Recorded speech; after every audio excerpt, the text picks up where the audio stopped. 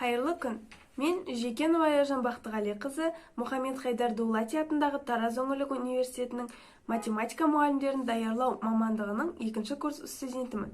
Бүгін мен сіздерге өзімнің алғашқы онлайн цифрлы математика тақырыбында өткен ашық сабағымды ұсынбақпын. Алғашқы онлайн сабағымда өзімнің осы күнге дейін жинақтаған тәжірибелерімді пайдаланып, оқушылармен сабақ өттім. Ендеше менің онлайн сабағыма қош келдіңіздер. Саламатсыздар ма? Сабақ уақыты басталайын деп жатыр. Кіреміз Zoom-ға. Басқаларға да хабарлаймыз Zoom-ға кірсін деп. Ал енді басқалар кіргенше уақытты созбай сабақты бастай берейік.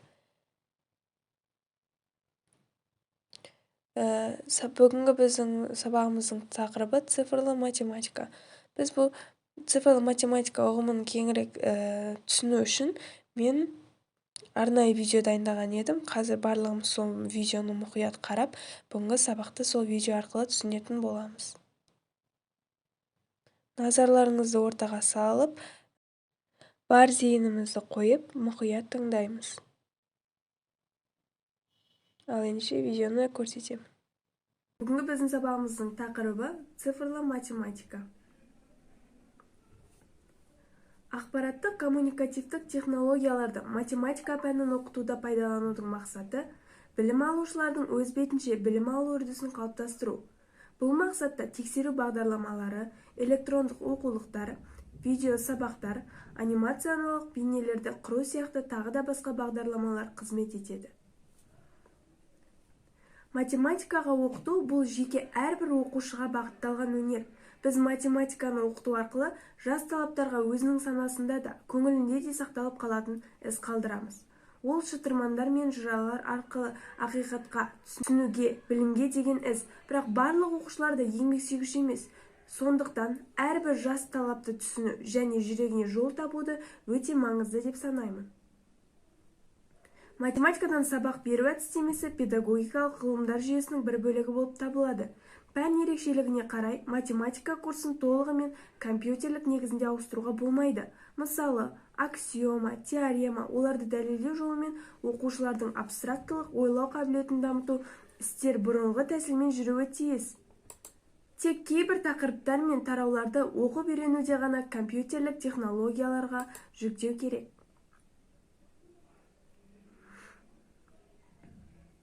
Ал енді математика сабағында ақпараттық коммуникациялық технологияларды пайдаланудың тиімділіктерін атап өтетін болсақ, аз уақытта көп білім алып, уақытты үнемдеу. Білім алушының ой өрісін, дүниетанымын кеңейтуде де ықпалы зор. Білім алушының өз бетімен жұмысы, білімділік дағдыларын тест тапсырмалары арқылы тексеру, қашықтықтан білім алу мүмкіндігінің туындауы, қажетті ақпаратты жедел түрде алу мүмкіндігі, және қарапайым көзбен көріп, қолмен ұстап сезіну, немесе құлақпен есту мүмкіндіктері болмайтын табиғаттың таңғажайып процестерімен әртүрлі тәжірибе нәтижелерін көріп, сезіну мүмкіндігі. Математикадағы цифрлық білім беру ресурстары. Математика оқушыларды жан-жақты ойлау қабілетін дамытатын ғылым. Сондықтан математиканы оқуда оқушы әртүрлі электронды оқулықтарды, интерактивті технологияларды оқу үрдісінде қолданса, логикалық ойлау, өзара диалогтық оқу үдерісіне қатысуына бірден бір ықпал ететін болады. Қазіргі дамыған экономика бәрінен бұрын интеллектуалдық ресурстардың әлеуетіне арқа сүйейді. Бәсекеге қабілеттілікте техникалық құралдарға ғана емес, осынау технологияны жасап шығаратын адамға байланысты болады. Математиканы онлайн оқытудағы ЦБР түрлері. Онлайн оқулық, Prezi, Learning Apps, Білім Ланд. Енді осыларға қысқаша тоқталатын болсақ, электронды оқулық. Математика сабағында электрондық оқулықтарды пайдалану қазіргі таңда оқушылардың оқуға деген қабілетін ашу үшін өте тиімді деп ойлаймын. Электронды оқулықтар сабақта ғана емес, үйде де өз бетінше жұмыс жасауға арналған. Сондықтан да электрондық оқулық оқушылардың уақытын үнемдейді. Оқу материалдарын іздеп отырмай, өтілген және ұмытып қалған материалдарын еске түсіруге зор ықпал тигізеді. Электронды оқулықта жазылған мәліметтерді сабақта пайдалану өте тиімді. Оқушының өз бетімен жұмыс жасауына көмектесіп қана қоймай, ойлау қабілетін дамытады. Prezi.com мүмкіндіктері. Бүкіл презентацияны бір суретке орналастыруға және оның әрқайсысын жақындатып, үлкейтіп көруге болады. Мұндай презентация әсіресе құбылыстар арасындағы байланысты көрсетуге ыңғайлы. Ауқымды тақырыпты бір ғана бетті блоктарға бөліп көрсетуге болады. Prezi.com әлеуметтік сервис болғандықтан, оқушылар топпен жұмыс істеп, ыңғайлы кезінде өз ойларын енгізе отыра, топта жұмыс істеу дағдылары артады. Сондай-ақ интернеттен видеороликтерді енгізу мүмкіндігі бар. Learning Apps. Learning Apps құралдары әртүрлі интерактивті тапсырмаларды жасауға мүмкіндік береді. Викторина, сұрыптау, топтастыру, жүктеу, мәтінді енгізу, кроссворд, уақытша таспа және тағы да басқалары. Осы қосымшалардың бірін таңдау сабақ барысында мақсаттарға жету мен білімді игеруге көзделеді.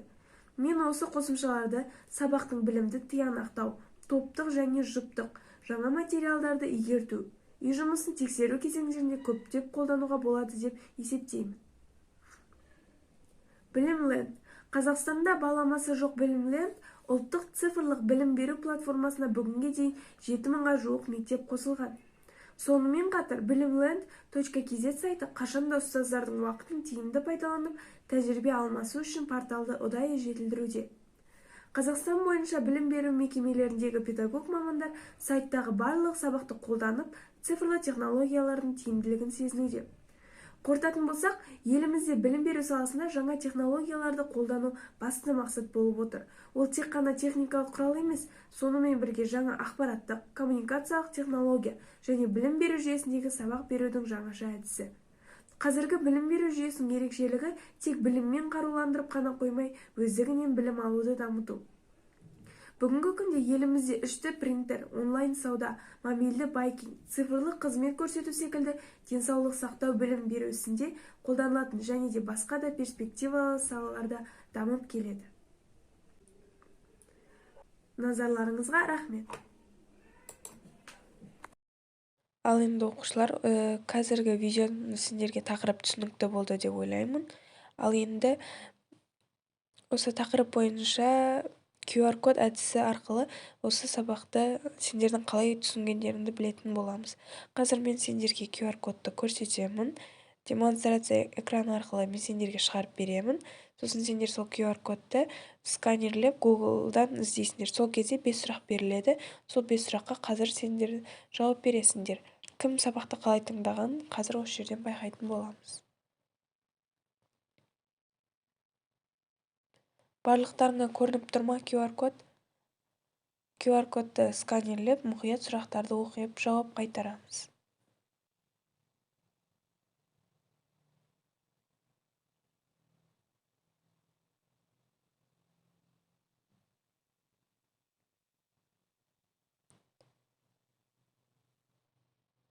Сендер сұрақтарды оқып дайындалам дегенше, мен осы QR-код арқылы берілген сұрақтарды экран бетіне шығарайын, қазір бәрімізге анық болу үшін.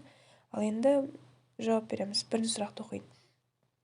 Математика сабағында ақпаратты коммуникация технологияларды пайдаланудың тиімділіктерін атаңыз. Қане, кім жауап береді? Мұқият. Мен жауап берсем бола ма?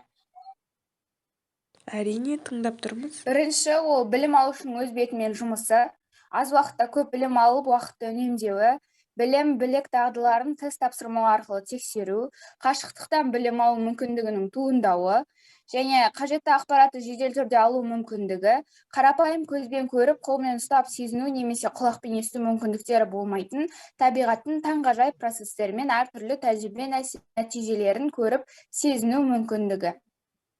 Жарайсың, жақсы жауап бердің. Енді келесі сұрақ. Математиканы онлайн оқытудағы ЦБР қандай түрлері бар? Мен жауап берсем бола ма? Математиканы онлайн оқытудағы ЦБР түрлері электрондық оқулық, Prezi, Learning Apps және Bilimland. Тамаша, өте дұрыс жауап. Енді келесі үшінші сұрақты оқиық. Prezi.com қандай мүмкіндіктерге ие? Мен жауап беріп көрейін. Prezi.com программасы бүкіл презентацияны бір суретке орналастырып, оны жақындатып, үлкейтіп көруге болады. Бұндай презентация табиғаттағы құбылыстар арасындағы байланысты көрсетуге ыңғайлы болып табылады. Жарайсыңдар, барлықтарың бүгінгі тақырыпты дұрыстап тыңдағандарың көрініп тұр. Ал енді келесі 4-ші сұрақ. Learning Apps программасы арқылы не жасауға болады? Бұған кім жауап береді? Мен жауап берейін. Яғни бұл программамен біз әртүрлі интерактивті тапсырмаларды жасауға мүмкіндік береді. Яғни викторина, сұрыптау, топ өсіру, жіктеу, мәтін енгізу, кроссворд секілділер және тағы да басқа. Жақсы, өте дұрыс айтасың. Енді соңғы сұрақ. Пән ерекшелігіне қарай математика курсын толығымен компьютерлік негізінде ауыстыруға болады ма?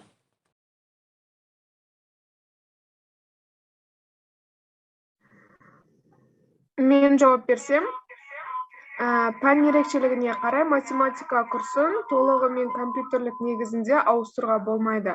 Мысалы, аксиома, теорема, оларды дәлелдеудің жолымен оқушылардың абстрактылық ойлау қабілетін дамыту істері бұрынғы тәсілмен жүргізуі тиіс. Керемет, өте дұрыс жауап. Жауаптарыңа рахмет. Менің байқағаным бойынша бүгінгі тақырып барлықтарыңа түсінікті болған сияқты. Ендеше мен сендерге жеке тапсырма берейін. Яғни мен тест құрастырып қойдым. Яғни қазір оны әрқайсыңды WhatsApp желілеріңе жіберемін. Сол бойынша сендер тестті тестті белгілеп, оның қанша дұрыс болғанын маған айтыңдар. Осымен сабағымыз аяқталды. Келесі көріскенше.